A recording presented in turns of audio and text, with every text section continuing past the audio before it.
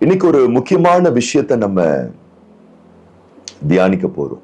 ஒரு அற்புதமான விஷயத்தை நம்ம தியானிக்க போகிறோம். ஒவ்வொரு வாரமும் அப்படிதான் ஒரு சிறந்த ஒரு விஷயத்தை நம்ம தியானிச்சுக்கிட்டு இருக்கோம். ஒவ்வொரு வாரமும் நம்ம தியானிக்கக்கூடிய இந்த சத்தியங்களை குறித்து ஒரு நல்ல ஃபீட்பேக் உங்க மூலமா நீங்க தெரியப்படுத்துறீங்க. அநேகர் வாட்ஸ்அப்ல பங்கெடுத்ததின் மூலம் உண்டாகக்கூடிய நன்மைகள்லாம் நீங்க ஷேர் பண்றீங்க. உங்களுக்கு ரொம்ப நன்றிகளை நாங்க செலுத்திக் கொள்றோம். தொடர்ந்து நம்ம இணைந்திருப்போம். ஒவ்வொரு ஞாயிற்றுக்கிழமை 7:30 மணி அந்த டைம் 7:30 to 8:30 நீங்க ஒதுக்கி வைத்து விடுங்கள்.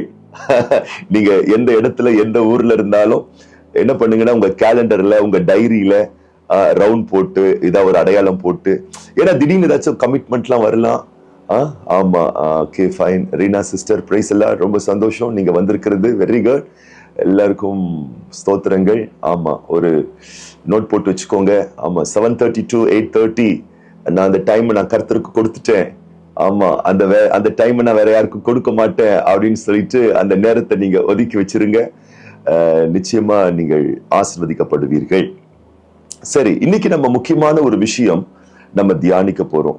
என்னன்னா, அன்றாட வாழ்க்கைக்கு அவசியம் தேவையானது எது அப்படின்னு பாத்தீங்கன்னா, இன்னைக்கு முக்கியமா ஃபெய்த்தை பத்தி நம்ம தியானிக்க போறோம்.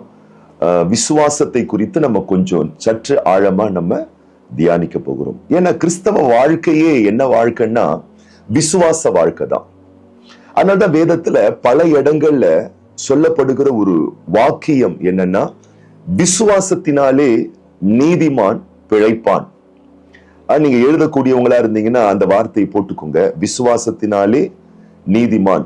விசுவாசத்தினாலே எழுதிட்டு, நான் அப்படிதான் எழுதுறேன்.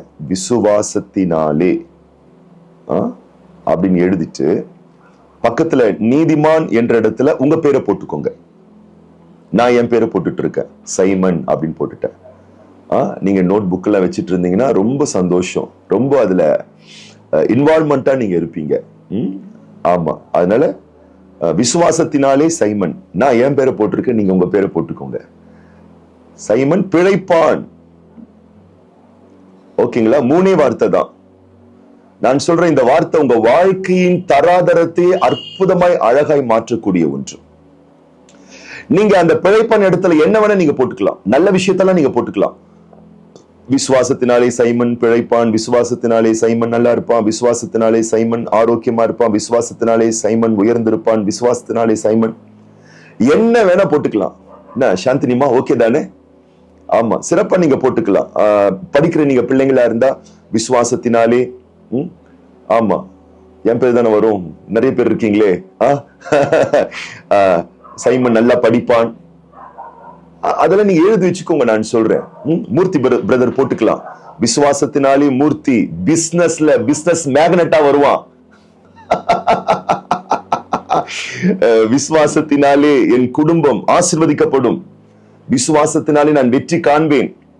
ஆமா, ராஜாயாவுக்கு நான் சொல்றேன், விசுவாசத்தினாலே ராஜாயா ப்ரொமோஷன் இருக்கு உங்க ஃபேக்டரியில, உங்க கம்பெனில. பாருங்க, உங்க கம்பெனி ஓனர்ஸ் வந்து உங்களை தூக்கி வச்சு செலிப்ரேட் பண்ண போறாங்க உங்களை இயேசுவின் நாமத்தினால. ஆமென்.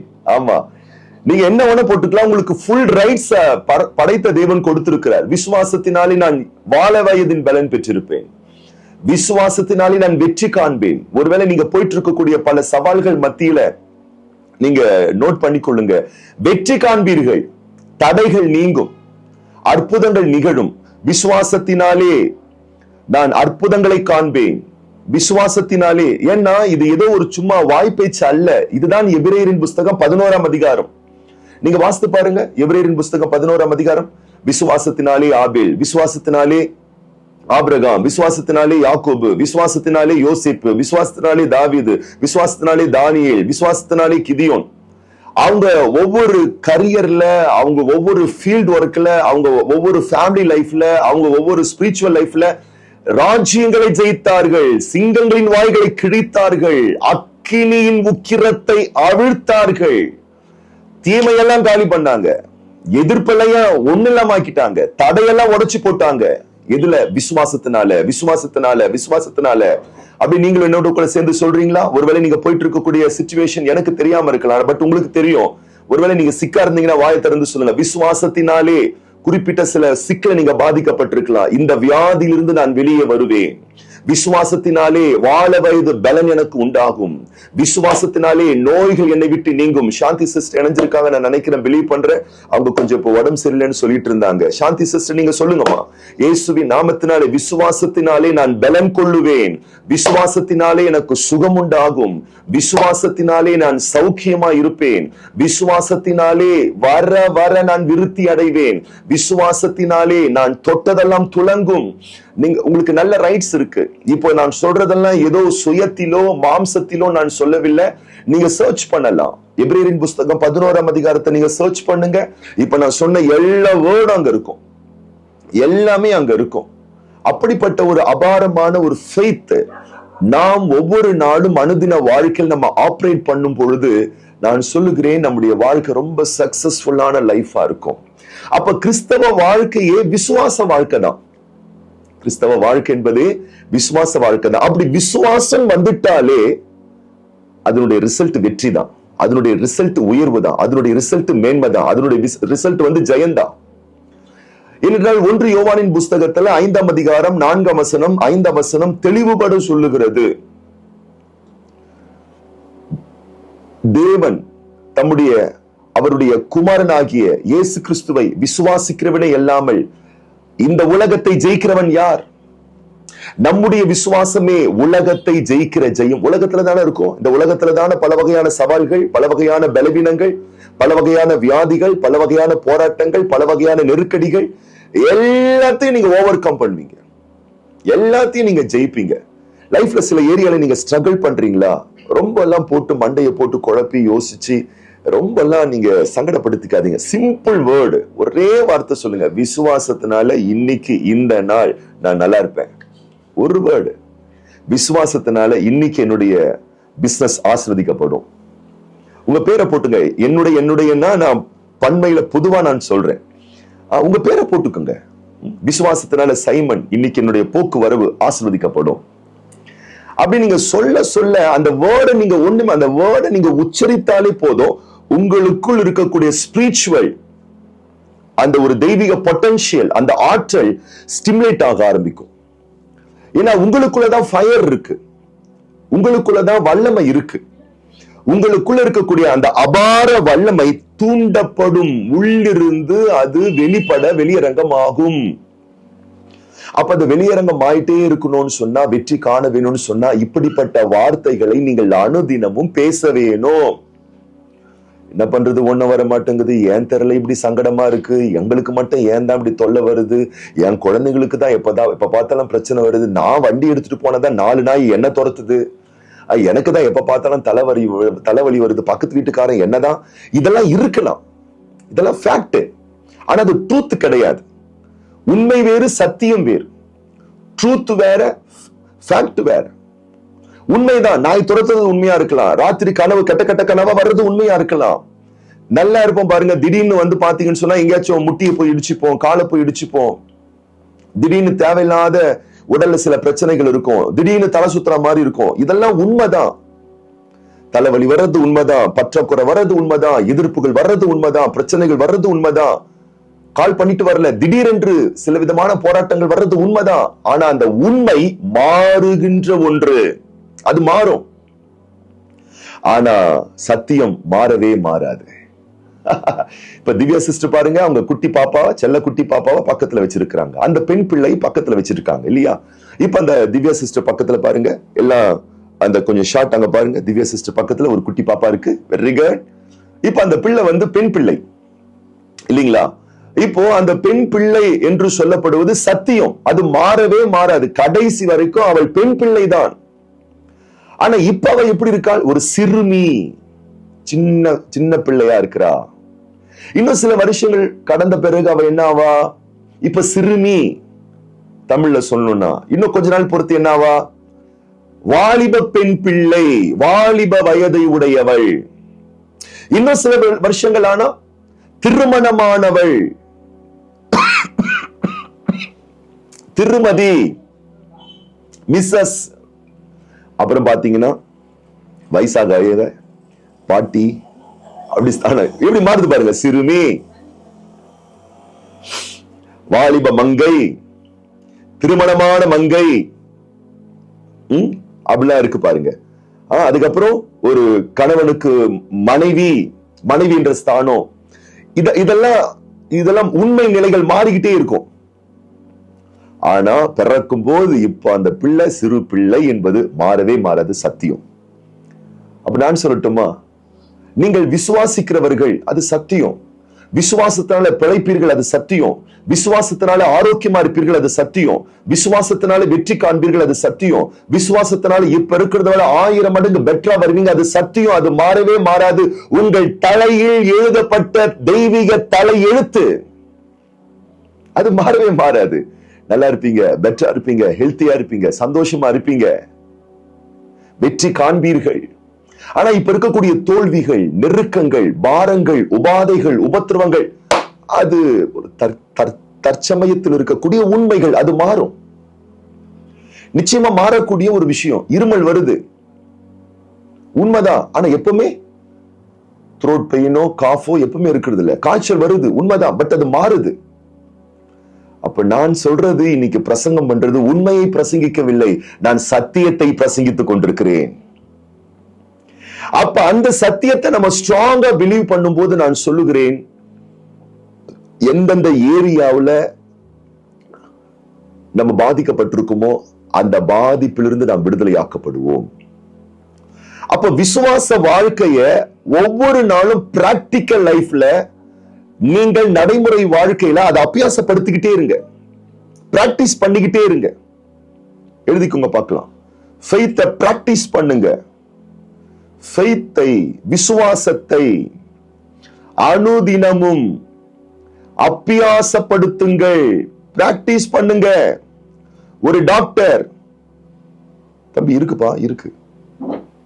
ஒரு டாக்டர், எம்பிபிஎஸ் படிச்சிருக்கிற ஒரு டாக்டர் 5 வருஷம் 4 வருஷம் 5 வருஷம் படிச்சிட்டதுனால அவர் டாக்டர் ஆயிடலாம். ஆனால் கை தேர்ந்த ஒரு மருத்துவரா இருக்கணும்னா அவர் காலம் ஃபுல்லா படிச்சுக்கிட்டே இருக்கணும், பிராக்டிஸ்லயே இருக்கணும். பிராக்டிஸ்லயே இருந்தாதான் அவர் சாதாரண டாக்டர் அல்ல, கைராசி. சில டாக்டர் சொல்லுவாங்க, பா எவ்வளவு டாக்டர்ஸ் இருக்காங்கப்பா, அந்த டாக்டர் கிட்ட போய். ஏன்னா அவர் பிராக்டிஸ்ல இருந்துகிட்டே இருக்கிறார். ஒரு வக்கீல் பிஏபிஎல் படிச்சிருக்கலாம், 4 வருஷம் 5 வருஷம் அவர் படிச்சிருக்கலாம், பட்டம் வாங்கியிருக்கலாம், வழக்கறிஞரா இருக்கலாம். ஆகவே அந்த 4 வருஷம் 5 வருஷம் படிச்சதுனால அவர் வக்கீல் ஆனதுனால தலை சிறந்த ஒரு வழக்கறிஞராய் மாறிவிட முடியாது. காலம் ஃபுல்லா அவர் படிச்சுக்கிட்டே இருக்கணும், பிராக்டிஸ்ல இருந்துகிட்டே இருக்கணும். சமீபத்துல ஒரு அருமையான ஒரு பிரதர், அவரை நான் மீட் பண்ணேன். நல்ல சிங்கர், ஸ்பிரிச்சுவல் சாங் பாடக்கூடிய ஒரு சிங்கர். அப்ப நான் அவர்கிட்ட பேசிட்டு இருக்கும் பொழுது ஒரு வார்த்தை நான் கேட்டேன், எப்படி இவ்வளவு அருமையா அழகா பாடுறீங்க, அற்புதமா பாடுறீங்க. அவர் சொன்ன ஒரே ஒரு வார்த்தை, பிராக்டிஸ் தான் பாஸ்டர், வேற ஒண்ணுமே இல்ல. நாமளும் பாடுறோம், வேற மாதிரி வருது. ஆனா அவங்க பாடினா என்ன பியூட்டிஃபுல்லா இருக்கு, வேற ஒண்ணுமே இல்ல. அவங்க தினமும் பிராக்டிஸ் பண்றாங்க, நம்ம பிராக்டிஸ் பண்றது இல்ல.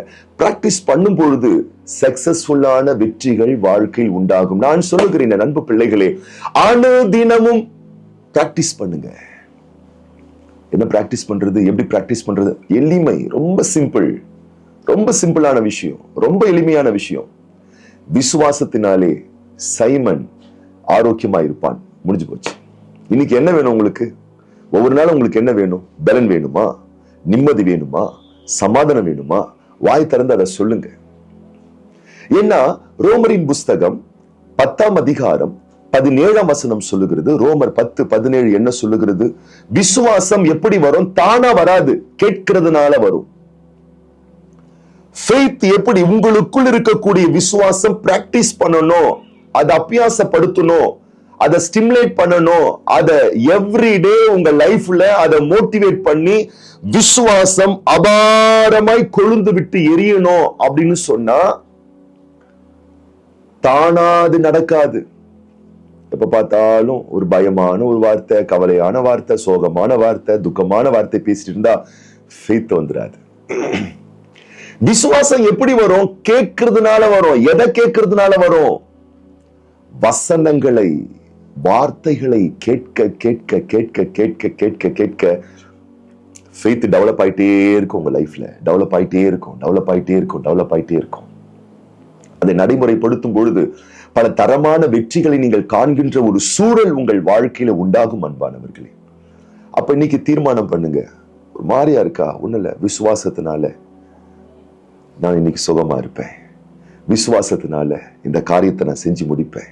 ஐயோ, அங்க போகணுமே, அதை முடிக்கணுமே, 4 பேருக்கு பதில் சொல்லணுமே, அவன் இதை சொல்வான், இவன் அதை சொல்வான், இப்படி எல்லாம் பேசிக்கிட்டு இருந்தோம்னா பயம்தான் அதிகரிக்கும்.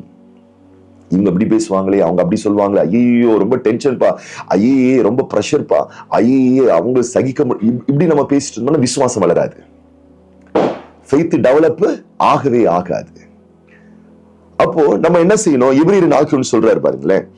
ஒரு வசனத்தை நாம வாசிக்கலாம். எபிரேயரின் புஸ்தகம் 10ஆம் அதிகாரம் 38ஆம் வசனம் 39ஆம் வசனம். எபிரேயர் 11:38. விசுவாசத்தினாலே நீதிமான் பிழைப்பான். அந்த ஃபெய்த் உங்க லைஃப்ல வந்துடுச்சு. அதை நீங்க மோட்டிவேட் பண்றீங்க, உள்ள இருக்கக்கூடிய விசுவாசத்தை அபிவிருத்தி பண்றீங்கன்னு சொன்னாலே அந்த ஃபெய்த்னால நீங்க நல்லா இருப்பீங்க. அவ்வளவுதான். உங்களுக்கு பிழைப்பு உண்டு. நான் சொல்றேன், சம்பாத்தியத்தினால மட்டும் பிழைப்பு இல்லை, உங்களுடைய வருமானத்தினால மட்டும் பிழைப்பு இல்லை. நம்ம அதுதான் நினைச்சிரோம். பணத்தினால மட்டும் பிழைப்பு இல்லை, உழைப்பினால மட்டும் பிழைப்பு இல்லை, நம்முடைய செயல்முறைகளால மட்டும் பிழைப்பு இல்லை. ஸ்ட்ராங்கா நம்புங்க, உங்க ஃபெய்த்னாலேயும் உங்களுக்கு பிழைப்பு இருக்குன்றத மறந்துடாதீங்க. நிறைய பேர் சொல்றாங்க, இன்னைக்கு பழப்ப பார்க்க வேணாவா பாருங்க, நான் வேணான்னு சொல்லல. ஆனா அதுல மட்டும் பொழப்பு இல்ல. விசுவாசத்தினாலே நீங்க பொழப்ப நடத்தலாம், நீங்கள் பிழைக்கலாம். அதை நாம் நல்லா உள்வாங்கணும். பாருங்களேன், பிழைக்க முடியும். அப்ப வசனம் சொல்லுகிறது, விசுவாசத்தினாலே நீதிமான் யாரும் நினைச்சுக்காதீங்க, உங்க பேரை போட்டுக்கோங்க, நீங்க தான் நீதிமான். சொல்லுங்க பார்க்கலாம், அப்படியே கை உயர்த்தி சொல்லுங்க பார்க்கலாம். நீதிமான் நான், ரத்தத்தாலே கழுவப்பட்ட நீதிமான். சொல்லுங்க பார்க்கலாம். நீதிமான் நான், ரத்தத்தாலே கழுவப்பட்ட நீதிமான். நீங்க தான் நீதிமான். இயேசுவின் ரத்தத்தால, புண்ணியத்தால, கிருபையால, இரக்கத்தால, தயவால கழுவப்பட்டவர்கள், தெரிந்து கொள்ளப்பட்டவர்கள், நீங்கள் ஆசீர்வதிக்கப்பட்டவர்கள். அன்பான பிள்ளைகளே, அப்ப நீங்க தான் நீதிமான். அப்ப உங்க வாழ்க்கையில நீங்க விசுவாசத்தை அபிவிருத்தி செய்து கொள்ளும் பொழுது, விருத்தி அடைய செய்து கொள்ளும் பொழுது, உங்க லைஃப் பிழைப்பு ரொம்ப நல்லா இருக்கும். பிழைப்பீர்கள், நல்லா இருப்பீங்க, பெட்டரா இருப்பீங்க, நிம்மதியா இருப்பீங்க, நீங்க நிறைவா இருப்பீங்க, ஆஸ்வாதமா இருப்பீங்க. அடுத்தது சொல்றாரு, பின்வாங்கி போவானானால் அவன் மேல் என் ஆத்துமா பிரியமாய் இராது என்கிறார். ஆண்டவர் பேசுறார், படைச்ச தேவன் பேசுறார், படைத்த பரலோக தகப்பன் பேசுறார். ஒரு தேவ பிள்ளை அவன் ஃபெய்த்ல ஆபரேட் பண்ணா, ஃபெய்த்ல அவன் லைஃப ஒவ்வொரு நாளும் சர்வை பண்ணா, ஒவ்வொரு நாளும் விசுவாசத்தை அவன் பேசினா, ஒவ்வொரு நாளும் காட ஸ்ட்ராங்கா அவன் பிலீவ் பண்ணா, அவன் மேல நான் ரொம்ப பிரியமா இருப்பேன். கடவுளுடைய பிரியம் உங்கள் மேல் இருக்கும் வரைக்கும் நான் சொல்லுகிறேன், என் அன்பு பிள்ளைகளே, உங்க மேல இயற்கைக்கு அப்பாற்பட்ட தெய்வீக வல்லமை அப்படியே கும்முன்னு இறங்கும். தேவனுடைய பாசம் உங்க மேல இருக்கிற வரைக்கும் நான் சொல்றேன், தேவனுடைய கருணை உங்க மேல அப்படியே இறங்கும். தேவனுடைய பிரியம் உங்க மேல இருக்கிற வரைக்கும் உங்க வலது பக்கத்துல, இடது பக்கத்துல, முன்னாடி, பின்னாடி ஒட்டுமொத்த பரம சேனையே உங்களை சூழ்ந்து கொண்டிருக்கும். ஆமா, இப்ப ஒண்ணுமே இல்ல பாருங்க, நம்ம பிள்ளைங்க காலேஜ்ல இருக்கிறாங்க, ஸ்கூல்ல இருக்கிறாங்க, கம்பெனில இருக்கிறாங்க. அங்க அவங்களுக்கு ஒரு கஷ்டம், ஒரு வருத்தம் வந்தா, இல்ல திருமணமாயி நம்ம பிள்ளைங்க ஏதோ ஒரு ஊர்ல செட்டில் ஆயிருக்காங்கன்னு வச்சுக்கொள்ளுங்களேன், இங்க நமக்கு பெயின் வரும். அவங்க இருக்கிறது நார்த் இந்தியால இருக்கலாம், சவுத் இந்தியால இருக்கலாம், ஃபாரின்ல இருக்கலாம். இங்க நமக்கு பெயின் வரும். ஏன்? கனெக்ஷன் அப்படி. ஏன்னா நம்ம பிள்ளைங்க மேல நம்ம வச்சிருக்கிற அந்த லவ், அந்த அஃபெக்ஷன், அந்த அன்பு அது மாதிரி. அப்போ நாம இங்க இருந்தாலும் நம்ம விசுவாசிக்கும் பொழுது தேவனுக்கு செல்ல பிள்ளைகளா மாறிடுறோம். அப்படி செல்ல பிள்ளைகளா மாறுறதுனால அவருடைய கருணை, அவருடைய அன்பு, அவருடைய பாசம், அவருடைய இரக்கம் அப்படியே உங்க மேல வந்து அப்படியே இறங்கும். அதனாலதான் எபிரேயரின் ஆக்கியோன் எழுதுகிறார், எபிரேயரின் புஸ்தகம் 11ஆம் அதிகாரம் 6ஆம் வசனத்திலே, விசுவாசம் இல்லாமல் தேவனுக்கு பிரியமாய் இருப்பது கூடாத காரியம். ஏசப்பாவுக்கு செல்ல பிள்ளையா நீங்க மாறணுமா? ஏசப்பா உங்க மேல பிரியமா இருக்கணுமா? படைத்த தேவன் உங்க மேல கொள்ள பாசம் வைக்கணுமா? விசுவாசத்துல ஆபரேட் பண்ணுங்க. நீங்க ஃபெய்த் ஆபரேட் பண்ணீங்கன்னா, உங்க பிலீஃப் சிஸ்டம் ஸ்ட்ராங்கா இருந்துச்சுன்னா, படைத்த தேவன் உங்க மேல ரொம்ப கொள்ள பிரியமா இருப்பாரு, ஆசையா இருப்பாரு. அப்ப அந்த ஸ்ட்ராங்கான நம்பிக்கை நம்ம கிட்ட இருந்து குறையும் போது என்ன ஆகுதுன்னா, வசனம் சொல்லுது, நம்ம கிறிஸ்டியன் ஃபெய்த்ல இருந்து அப்படியே ஸ்லோ டவுன் ஆகும். அப்ப என்ன ஆகுதுன்னு கேட்டீங்கன்னா, ஆண்டவருடைய பிரியம் அப்படியே குறைய ஆரம்பிக்குதான். பின்வாங்கி போவானானால் அவன் மேலே என் ஆத்துமா பிரியமாயிராது. அடுத்த வசனம், நாமோ கெட்டு போகாம, எபிரேயர் 10:39, நாமோ கெட்டு போக பின்வாங்குகிறவர்களாயிராமல் ஆத்துமா ஈடேற விசுவாசிக்கிறவர்களா இருக்கிறோம். அப்ப என்ன சொல்லப்பட்டிருக்கு? ஃபெய்த் டவுன் ஆயிடுச்சுன்னா வாழ்க்கை பின்னோக்கி நகருகிறது. வாழ்க்கை ஃபெய்த்ல வந்துருச்சுன்னா வாழ்க்கை முன்னோக்கி நகருகிறது. இப்ப முன்னாடி போகணுமா பின்னாடி போகணுமா நம்ம தான் சூஸ் பண்ண போறோம். முன்னாடி எப்படி போகுது? ஃபெய்த் ஆபரேட் பண்ணும் போது. இப்ப நம்ம கார்ல போறோம்னு வச்சுக்கொள்ளுங்களேன். கார்ல போகும்போது ரிவர்ஸ் கீரை போட்டுட்டு கார் முன்னாடி போனா எப்படி போகும்? இப்ப இங்க நிறைய பேர் இருக்கீங்க, கார்லாம் சூப்பரா ஓட்டுறவங்களா நீங்க இருக்கீங்க. ரிவர்ஸ் கீரை போட்டுட்டு கார் ஃபார்வர்ட்ல போனா கார் எப்படி போகும்? கார் முன்னாடி போனா கார் முன்னாடி, ஆனா கீர் ரிவர்ஸ்ல இருக்கு, கீர் பின்னாடி போட்டு வச்சிருக்கோமே, அப்ப எப்படி ஃபார்வர்ட்ல போகும்? அப்போ வண்டி முன்னாடி போனோம்னா கீர் முன்னாடி வரணும், ஃபர்ஸ்ட் கீர்ல போடணும். அப்போ வாழ்க்கை முன்னோக்கி செல்லணும்னா ஃபெய்த் முன்னாடி வரணும், ஃபெய்த் அதிகமா மாறணும். அப்படி ஆனாதான் என்னாகுமா? வேர்ட் எவ்வளவு அழகா சொல்லுது பாருங்க, ஈடேற, முன்னேற்றம் அடைய, உங்கள் மனம், உங்கள் ஆன்மா, உங்கள் ஜீவனம் மேன்மை அடைய நீங்க எந்த அளவுக்கு ஃபெய்த்துக்குள்ள நீங்க உங்களை காத்துக்கிறீங்களோ உங்க வாழ்க்கை முன்னோக்கி போயிட்டே இருக்கு. அற்புதமான உயரங்களை நீங்கள் அடைந்து கொண்டே இருக்கிறீர்கள். அப்ப இன்னைக்கு நம்ம தீர்மானம் பண்ண போறோம். சில விஷயங்கள் பிடிச்ச மாதிரி போகும், சில விஷயங்கள் பிடிக்காத மாதிரி இருக்கும், சில விஷயங்கள் நல்லா இருக்கும், சில விஷயங்கள் நல்லா இருக்காது. எல்லாவற்றையும் நன்மையாய் பாருங்கள். இதனுக்கு நன்மையாகவே முடியும் சொல்லுங்கள்.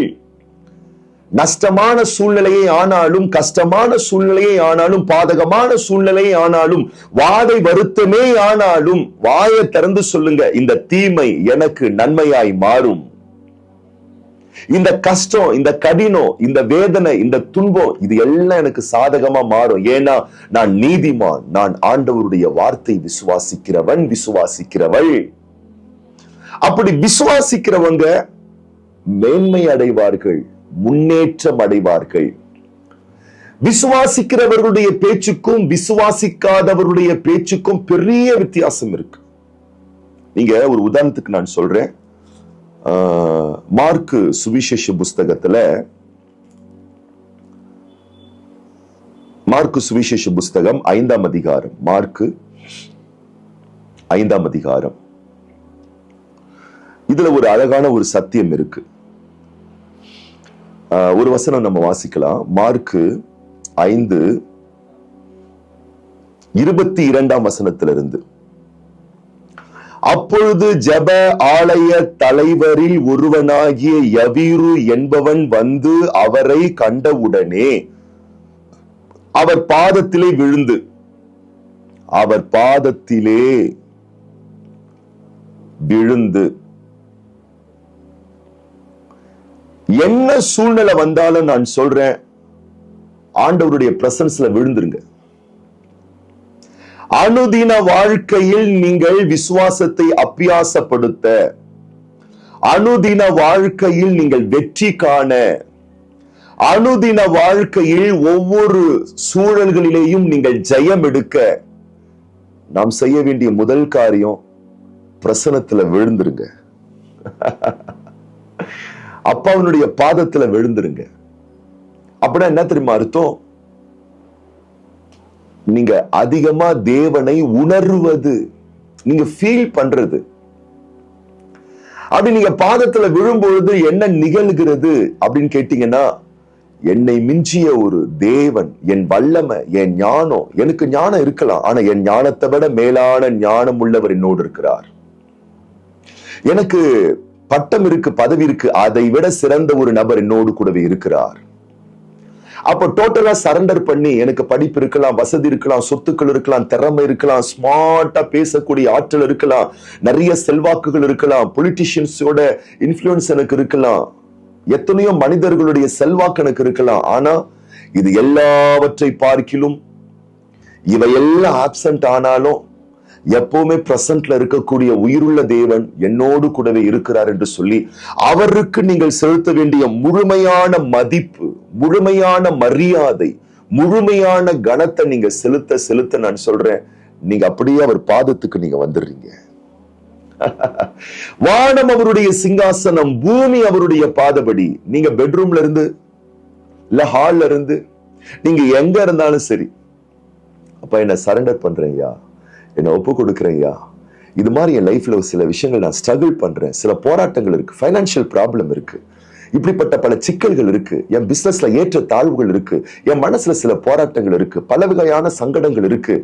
ஆண்டவரே, உங்களால மாத்திரம்தான் என்னை குணமாக்க முடியும், என் தாகத்தை உங்களாலதான் தணிக்க முடியும், என்னுடைய வாழ்க்கையில உங்களாலதான் விடுதலை தர முடியும்னு சொல்லி, என்னைக்கு நம்ம நண்பர்கள், சிநேகிதர்கள், உறவுகள் எல்லாரை பார்க்கிலும் தேவனை பிரதானப்படுத்தி வருகிறோமோ, அன்னைக்கு நீங்க வெற்றியின் பாதையை தேர்வு செய்து விட்டீர்கள் உங்கள் வாழ்க்கையில.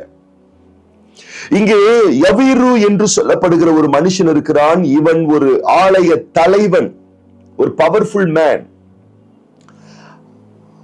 அவன் என்ன பண்றான்?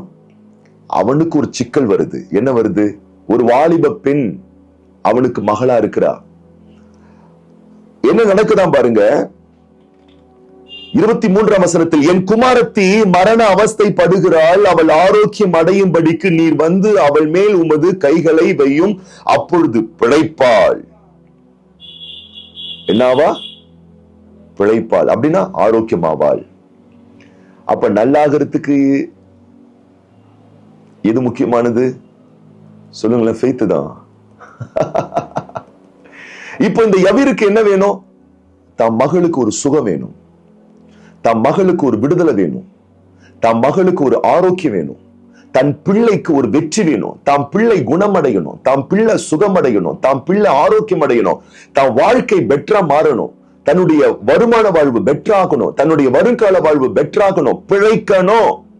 நான் சொல்லட்டுமா? பிழைக்கணும் என்னாலே பிதா கிட்ட நீங்க வந்துடணும். லைஃப் பெட்டராகணும்னால அவர்கிட்ட நீங்க வந்துடணும், அவர் பிரசன்னம் நீங்க வந்துடணும், அவருடைய சமூகம் நீங்க வந்துடணும். வந்துட்டீங்கன்னா நான் சொல்றேன் 100% உறுதி, நீங்க பெட்டரா தான் நீங்க இருப்பீங்க, நீங்க சிறப்பா தான் நீங்க இருப்பீங்க, நீங்க தரமா தான் நீங்க இருப்பீங்க. பெங்களூர் பட்டணத்துல ஒரு ஆண்டவரை அறியாத ஒரு குடும்பம், இயேசு கிறிஸ்துவை அறியாத ஒரு குடும்பம். அந்த குடும்பத்துல ஒரு வாலிப பையன், அந்த வாலிப பையன் தன்னுடைய நண்பன் மூலம் இயேசு கிறிஸ்துவை நம்பி விசுவாசித்து ஏற்றுக்கொண்டார். ஓகேங்களா? இது யாருக்கு தெரியாது? அவங்க அப்பாவுக்கு தெரியாது, அம்மாக்கு தெரியாது, சொந்தக்காரங்களுக்கு யாருக்குமே தெரியாது. சீக்ரெட் கிறிஸ்டியனா இருக்கிறார் அவர். இப்ப இயேசு கிறிஸ்துவை ஏற்றுக்கொண்டு அப்பா அம்மாவுக்கு தெரியாது, ரொம்ப வேறொரு நம்பிக்கையை அவர்கள் குடும்பத்தார் சார்ந்தவர்கள். இப்ப இயேசுவை ஏற்றுக்கொண்டாரு, ஆண்டவரை நம்புறாரு, ஆண்டவரை விசுவாசிக்கிறாரு, கர்த்தருக்காக வாழ தன்னை ஒப்பு கொடுத்திருக்கிறாரு, ரகசியமா பைபிள்லாம் படிக்க ஆரம்பிச்சிட்டாரு, வீட்டுக்கு தெரியாம சர்ச்சுக்கெல்லாம் போக ஆரம்பிச்சிட்டாரு. இப்போ படிச்சு முடிச்சுட்டாரு, ஆனா நல்ல வேலை இல்லை, பெட்டரான வேலை இல்லை.